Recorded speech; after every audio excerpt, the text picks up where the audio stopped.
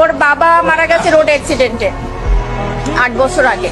5 বছর আগে ওর মা মারা গেছে লিভার ক্যান্সারে। তারপর ছিল ওরা 2 ভাই। ওর ভাই হলো নাজিরপুরের থানার এসআই নাসির হোসেন।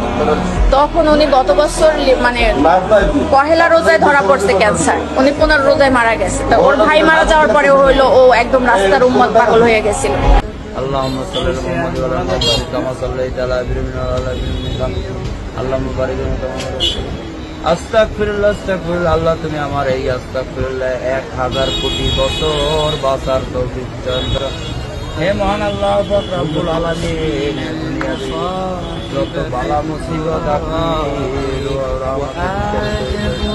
আল্লাহ আজকে এই যোগাড়টাই বলছি, এই দোকানদার অত্যন্ত ভালো মানুষ ছিল। আপনার দিনের কাজ